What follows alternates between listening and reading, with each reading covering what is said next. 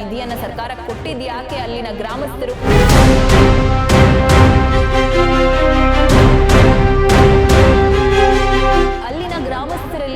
ಭಯ ಮತ್ತಷ್ಟು ಹೆಚ್ಚಾಗಿದೆ.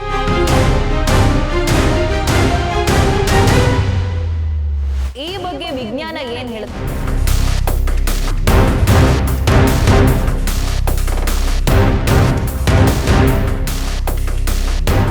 ವಿಜಯವಾಣಿಯ ವೀಕ್ಷಕರಿಗೆ ನಮಸ್ಕಾರ, ನಾನು ಭೂಮಿಕಾವಿ. ರಾಜ್ಯಾದ್ಯಂತ ಇದೀಗ ಲಕ್ಕುಂಡಿಯಲ್ಲಿ ನಿಧಿ ಸಿಕ್ಕಿರೋದು ಮನೆ ಮಾತಾಗಿದೆ. ಸೊ ಅದು ಸರ್ಕಾರದ ಕೈ ಸೇರಿದ್ದು ಆಯ್ತು, ಆದ್ರೆ ಅಲ್ಲಿನ ಗ್ರಾಮಸ್ಥರಲ್ಲಿ ಭಯ ಮತ್ತಷ್ಟು ಹೆಚ್ಚಾಗಿದೆ. ನಿಧಿ ಸಿಕ್ಕಿದ್ರೆ ಯಾರಾದ್ರೂ ಸಾವನ್ನಪ್ತಾರೆ, ಕುಟುಂಬದವರಿಗೆ ಕೇಡಾಗತ್ತೆ ಅಥವಾ ಆರ್ಥಿಕವಾಗಿ ಅವರು ಕುಗ್ತಾರೆ ಅನ್ನುವಂಥ ಒಂದು ದೃಢವಾದ ನಂಬಿಕೆ ಶತಮಾನಗಳ ಕಾಲದಿಂದಲೂ ಇತ್ತು. ನಾವು ಯಾವ ರೀತಿ ಬ್ಯಾಂಕ್ ಅಲ್ಲಿ ಹಣವನ್ನ ಡೆಪಾಸಿಟ್ ಮಾಡಿ ಅದನ್ನ ರಕ್ಷಣೆ ಮಾಡ್ತೀವೋ ಅದೇ ರೀತಿ ರಾಜ ಮಹಾರಾಜರ ಕಾಲದಲ್ಲಿ ಮೌಲ್ಯಾಧಾರಿತ ವಸ್ತುಗಳನ್ನ ಭೂಮಿಯ ಒಳಗಿಟ್ಟು ಅದಕ್ಕೆ ರಕ್ಷಣೆ ಅಥವಾ ಯಂತ್ರ ರಕ್ಷಣೆ ಎಲ್ಲವನ್ನ ಕೂಡ ಮಾಡ್ತಾ ಇದ್ರು. ಅದನ್ನ ನಾವೇನಾದ್ರೂ ನಿಧಿಯನ್ನ ಅಗೆಯೋದಕ್ಕೆ ಹೋಗೋದು ಅಥವಾ ಅದನ್ನ ತೆಗೆಯೋದಕ್ಕೆ ಹೋದ್ರೆ ನಮ್ಮ ಕುಟುಂಬಕ್ಕೆ ಕೇಡಾಗತ್ತೆ. ಹಾಗೇನೆ ಅದೇ ರೀತಿ ಗದಗಿನ ಜನರು ಕೂಡ ಈಗ ಆತಂಕದಲ್ಲಿದ್ದಾರೆ. ಈ ಬಗ್ಗೆ ವಿಜ್ಞಾನ ಏನ್ ಹೇಳುತ್ತೆ? ನಿಜವಾಗಿಯೂ ಆ ನಿಧಿಯನ್ನ ಮುಟ್ಟಿದವರಿಗೆ ತೊಂದರೆ ಆಗುತ್ತಾ? ನಿಧಿಯನ್ನ ಸರ್ಕಾರ ಕೊಟ್ಟಿದ್ಯಾಕೆ ಅಲ್ಲಿನ ಗ್ರಾಮಸ್ಥರು? ಎಲ್ಲವನ್ನ ಈ ರಿಪೋರ್ಟ್ ಅಲ್ಲಿ ನೋಡೋಣ. ಅದು ಐತಿಹಾಸಿಕ ಗ್ರಾಮ, ದೇವಾಲಯಗಳ ಸ್ವರ್ಗ, ಶಿಲ್ಪಕಲೆಯ ತೊಟ್ಟಿಲು, ವಾಸ್ತುಶಿಲ್ಪಕಲೆಗಳನ್ನ ಹೊಂದಿದ ಆ ಗ್ರಾಮದಲ್ಲಿ 101 ದೇವಸ್ಥಾನ, 101 ಬಾವಿಗಳ ಐತಿಹಾಸಿಕ ಪ್ರತೀತಿ ಇದೆ. ಆ ಗ್ರಾಮದಲ್ಲಿ ಮನೆ ಕಟ್ಟಡದ ಪಾಯ ತೆಗೆಯುವ ವೇಳೆ ಹೊನ್ನಿನ ನಿಧಿ ಪತ್ತೆಯಾಗಿದೆ. ನಿಧಿಯನ್ನು ಸರ್ಕಾರಕ್ಕೆ ಒಪ್ಪಿಸಿದ ತಾಯಿ ಮಗನಿಗೆ ಸನ್ಮಾನ ಮಾಡಲಾಗಿದೆ. ಸದ್ಯ ಚಿನ್ನಾಭರಣ ಪುರಾತತ್ವ ಇಲಾಖೆ ಕೈ ಸೇರಿದ್ದು ಲಕ್ಕುಂಡಿ ಗುಪ್ತ ನಿಧಿಯ ವಾರಸುದಾರರು ಯಾರು ಅನ್ನೋದು ಕುತೂಹಲ ಹೆಚ್ಚಿಸಿದೆ.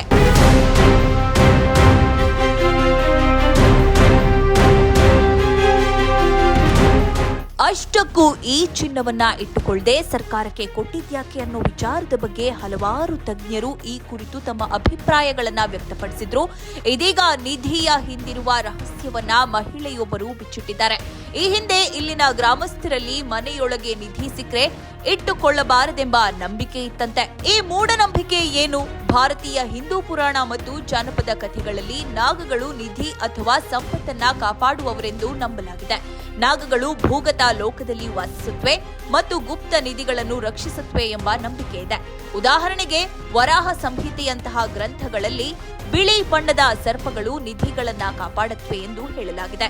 ಅಲ್ಲದೆ ಲಕ್ಕುಂಡಿಯಲ್ಲೂ ಉತ್ಖನನ ಮಾಡುವಾಗ ಸರ್ಪ ಪ್ರತ್ಯಕ್ಷವಾಗಿರೋದು ಕಾಕತಾಳೀಯವಾಗಿದ್ದು ಜನರ ನಂಬಿಕೆಯನ್ನ ಮತ್ತಷ್ಟು ಹೆಚ್ಚಿಸಿದೆ. ಇನ್ನು ಪದ್ಮನಾಭ ಸ್ವಾಮಿ ದೇವಸ್ಥಾನ ಮತ್ತು ಪುರಿ ಜಗನ್ನಾಥ ದೇವಸ್ಥಾನಗಳಂತಹ ಸ್ಥಳಗಳಲ್ಲಿ ನಿಧಿ ಭಂಡಾರವನ್ನು ಸರ್ಪಗಳು ಕಾಪಾಡುತ್ತವೆ ಎಂಬ ದಂತಕಥೆಗಳಿವೆ. ಇತ್ತೀಚೆಗೆ ಜಗನ್ನಾಥ ದೇವಸ್ಥಾನ ನಿಧಿ ಭಂಡಾರ ತೆಗೆಯುವಾಗ ಸರ್ಪಗಳ ಭಯದಿಂದ ಸ್ನೇಕ್ ಕ್ಯಾಚರ್ಗಳನ್ನ ಕರೆಸಲಾಗಿತ್ತು. ನಿಧಿ ಸಿಕ್ಕರೆ ಮನೆಗಳಲ್ಲಿ ಸಾವು ಸಂಭವಿಸುತ್ತದೆ ಎಂಬ ನಂಬಿಕೆಯು ಈ ಮೂಢನಂಬಿಕೆಯ ಭಾಗವಾಗಿದೆ. ಇದು ನಿಧಿಯನ್ನು ಅನಧಿಕೃತವಾಗಿ ತೆಗೆದ್ರೆ ನಾಗದೇವತೆಯ ಶಾಪ ಅಥವಾ ಕೋಪದಿಂದ ದುರ್ಘಟನೆ, ರೋಗ ಅಥವಾ ಸಾವು ಬರುತ್ತದೆ ಎಂಬ ಭಯದಿಂದ ಬೆಳೆದಿದೆ. ಇದು ಕಳ್ಳರು ಅಥವಾ ಅನಧಿಕೃತ ವ್ಯಕ್ತಿಗಳನ್ನ ದೂರವಿಡಲು ಹುಟ್ಟಿದ ಕಥೆಯಂತಿದೆ. ಈ ನಂಬಿಕೆಯ ಮೂಲಗಳು ಪ್ರಾಚೀನ ಕಾಲದ್ದು. ರಾಜರು ತಮ್ಮ ಸಂಪತ್ತನ್ನ ಗುಹೆಗಳು, ಬಾವಿಗಳು ಅಥವಾ ಭೂಗತ ಕೋಣೆಗಳಲ್ಲಿ ಅಡಗಿಸಿ ಸರ್ಪಗಳನ್ನು ಬಿಟ್ಟು ರಕ್ಷಣೆ ಮಾಡ್ತಾ ಇದ್ರು. ಸರ್ಪಗಳು ಸಹಜವಾಗಿ ಅಂತಹ ಸ್ಥಳಗಳಲ್ಲಿ ವಾಸಿಸುತ್ತವೆ. ಹೀಗಾಗಿ ಈ ದಂತಕತೆ ಹುಟ್ಟಿತು. ಹಿಂದಿನ ಶತಮಾನಗಳಲ್ಲಿ ನಿಧಿ ಅಂದ್ರೆ ಬಚ್ಚಿಟ್ಟಿದ್ದ ಮೌಲ್ಯಾಧಾರಿತ ವಸ್ತುಗಳು.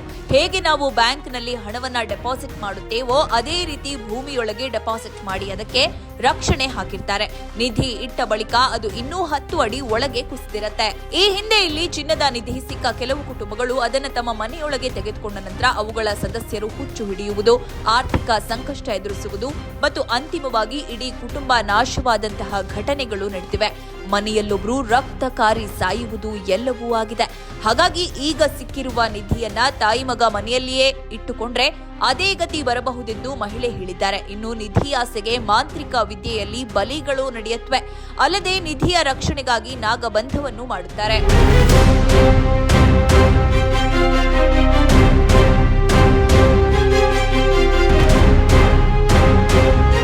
ಇನ್ನು ಭಾರತದಲ್ಲಿ ನಿಧಿಗಾಗಿ ಅಗೆಯುವುದು ಕಾನೂನು ಬಾಹಿರ. ಇದಕ್ಕೆ ಸಂಬಂಧಿಸಿದಂತೆ 1960ರಲ್ಲಿ ಒಂದು ಕಾನೂನು ಮಾಡಲಾಗಿದೆ. ಇದರ ಪ್ರಕಾರ ಭಾರತೀಯ ಪುರಾತತ್ವ ಇಲಾಖೆಗೆ ಅಗೆಯುವ ಹಕ್ಕು ಇರುತ್ತೆ. ಭೂಮಿ ತೋಡುವಾಗ ಚಿನ್ನ ಸಿಕ್ಕರೆ ಆ ಭೂಮಿಯ ಮಾಲೀಕರು ಯಾರೇ ಆಗಿರ್ಲಿ ಅದು ಸರ್ಕಾರಕ್ಕೆ ಸೇರುತ್ತದೆ. ಅಂತಿಮವಾಗಿ ವಿಜ್ಞಾನ ಏನು ಹೇಳುತ್ತೆ ಅನ್ನೋದನ್ನ ನೋಡೋದಾದ್ರೆ ವಿಜ್ಞಾನದ ಪ್ರಕಾರ ಇದು ಕೇವಲ ಮೂಢನಂಬಿಕೆ ಮತ್ತು ಯಾವುದೇ ವೈಜ್ಞಾನಿಕ ಆಧಾರವಿಲ್ಲ. ಸರ್ಪಗಳು ನಿಧಿಯನ್ನ ಕಾಯುವುದು ಎಂಬುದು ಸಹಜ ಸಂಗತಿಗಳ ಸಂಯೋಜನೆ. ಸರ್ಪಗಳು ಗಣಿ, ಗುಹೆಗಳು, ಹಳೆಯ ಕಟ್ಟಡಗಳಂತಹ ಗುಪ್ತ ಸ್ಥಳಗಳಲ್ಲಿ ವಾಸಿಸುತ್ತವೆ, ಏಕೆಂದ್ರೆ ಅಲ್ಲಿ ಆಹಾರ ಮತ್ತು ಆಶ್ರಯ ಸಿಗುತ್ತೆ. ನಿಧಿಗಳು ಸಹ ಅಂತಹ ಸ್ಥಳಗಳಲ್ಲೇ ಅಡಗಿರುತ್ತವೆ, ಹೀಗಾಗಿ ಸಂಯೋಗವಾಗಿ ತೋರುತ್ತದೆ. ನಿಧಿ ಸಿಕ್ಕರೆ ಸಾವು ಸಂಭವಿಸುವುದು ಎಂಬುದು ಭಯದಿಂದ ಹುಟ್ಟಿದ ಕಥೆ. ನಿಜವಾಗಿ ನಿಧಿ ಹುಡುಕುವಾಗ ಸರ್ಪ ಕಡಿತ, ಅಪಘಾತ ಅಥವಾ ಇತರ ಅಪಾಯಗಳಿಂದ ಸಾವು ಸಂಭವಿಸಬಹುದು. ಆದ್ರೆ ಅದು ಅಲೌಕಿಕವಲ್ಲ, ಯಾವುದೇ ಶಾಪ ಅಥವಾ ನಾಗದೇವತೆಯ ಕೋಪವಲ್ಲ. ಮಾನವ ಮನಸ್ಸು ಸರ್ಪಗಳನ್ನ ಭಯಪಡುತ್ತದೆ, ಏಕೆಂದ್ರೆ ಅವು ವಿಷಕಾರಿ ಮತ್ತು ಅಪಾಯಕಾರಿ. ಪ್ರಾಚೀನ ಕಾಲದಲ್ಲಿ ಈ ಭಯವನ್ನು ಬಳಸಿ ನಿಧಿಗಳನ್ನು ರಕ್ಷಿಸುವ ಕಥೆಗಳನ್ನ ಸೃಷ್ಟಿಸಲಾಗಿದೆ. ವಿಜ್ಞಾನಿಗಳು ಇದನ್ನ ಜಿಯೋಮಿತ್ ಎಂದು ಕರೆಯುತ್ತಾರೆ. ಅಲ್ಲಿ ಸಹಜ ಘಟನೆಗಳನ್ನು ಅಲೌಕಿಕವೆಂದು ವ್ಯಾಖ್ಯಾನಿಸಲಾಗುತ್ತೆ. ನಿಧಿ ಸಿಕ್ಕರೆ ಮನೆಯಲ್ಲಿ ಸಾವು ಸಂಭವಿಸುತ್ತದೆ ಎಂಬ ನಂಬಿಕೆಯು ಪ್ರಾಚೀನ ಜಾನಪದ ಮತ್ತು ಸಾಂಸ್ಕೃತಿಕ ಮೂಢನಂಬಿಕೆಗಳಿಂದ ಬೆಳೆದಿದೆ. ಭಾರತೀಯ ಪುರಾಣಗಳಲ್ಲಿ ನಾಗಗಳು ಅಥವಾ ಭೂತಗಳು ನಿಧಿಗಳನ್ನ ರಕ್ಷಿಸುತ್ತವೆ ಎಂದು ಹೇಳಲಾಗಿದ್ದು, ಅನಧಿಕೃತವಾಗಿ ಅದನ್ನು ತೆಗೆದರೆ ಶಾಪ ಅಥವಾ ದುರ್ದೈವ ಬರುತ್ತದೆ ಎಂಬ ಭಯವಿದೆ. ಇದು ಗ್ರೀಸ್ ಮತ್ತು ಇತರ ಸಮಾಜಗಳಲ್ಲೂ ಕಂಡುಬರುತ್ತೆ. ಅಲ್ಲಿ ನಿಧಿ ಹುಡುಕುವ ಸ್ಥಳಗಳನ್ನು ಶಾಪಿತ ಅಥವಾ ಭೂಪೀಡಿತವೆಂದು ನಂಬಲಾಗುತ್ತೆ ಮತ್ತು ಸಾವುಗಳನ್ನು ಮಾಂತ್ರಿಕತೆ ಅಥವಾ ಕೆಟ್ಟ ಶಕ್ತಿಗಳಿಗೆ ಹೇಳುತ್ತಾರೆ. ಈ ನಂಬಿಕೆಯು ಸಂಪತ್ತನ್ನು ರಕ್ಷಿಸುವ ಕಥೆಗಳಾಗಿ ಹುಟ್ಟಿದ್ದು ದುರ್ದೈವಕ್ಕೆ ಸಾಂತ್ವನ ನೀಡುತ್ತೆ.